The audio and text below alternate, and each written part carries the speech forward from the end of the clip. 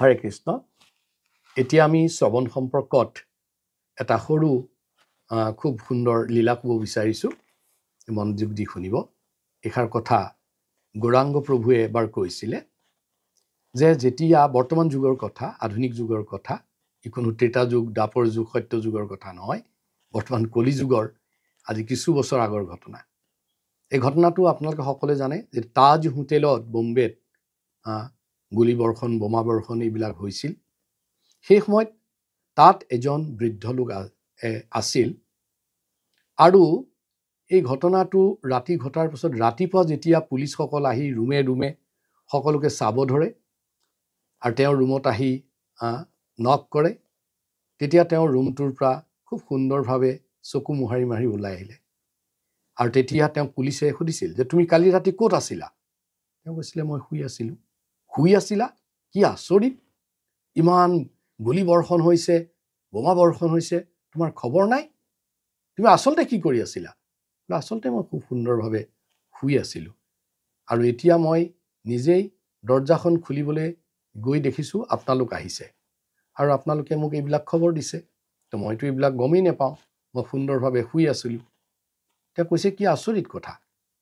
যে ইমান ডাঙৰ ঘটনা ঘটি গ'ল তুমি এইবিলাক কি ধেমালি কৰিছা তেতিয়া তেওঁ লাহেকৈ কাণৰ পৰা হিয়াৰিং এইড দুডাল খুলি ক'লে যে এই দুডাল ৰাতি খুলি থৈ মই শুওঁ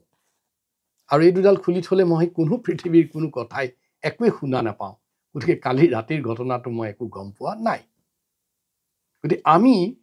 এতিয়া এটা কথা মন কৰিবলগীয়া এই ঠিক এটা তুলনা কৰি কোৱা হয় কৈছিলে আমাক গৌৰাংগ প্ৰভুৱে যে এই যে হিয়াৰিং এইড এইটো আমাৰ ভক্তৰ ক্ষেত্ৰত হৈছে শ্ৰীমদ ভাগৱতম আৰু ভগৱদ গীতা এই গীতা আৰু ভাগৱতম যদি আমি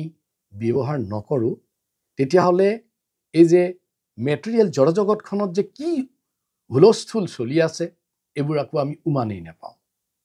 এই যে সংসাৰৰ দাবানলে আমাক যে পুৰি আছে যে চাৰিওকাষে যে কেনেকুৱা ধৰণৰ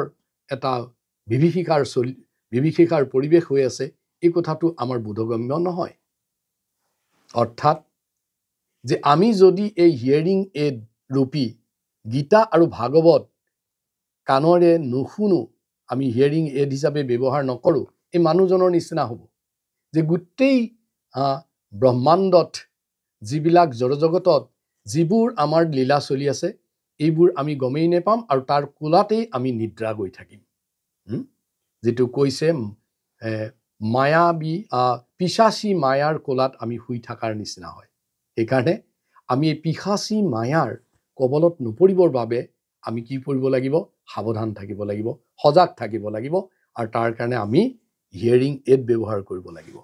গীতা আৰু ভাগৱত যাৰ ফলত আমাৰ কি হ'ব আমি এই সংসাৰখনত যি বিভীষিকা চলি আছে এই সজাগ হ'ব পাৰিম আৰু আমি সৎ পথটো নিজে বাছি ল'ব পাৰিম হৰে কৃষ্ণ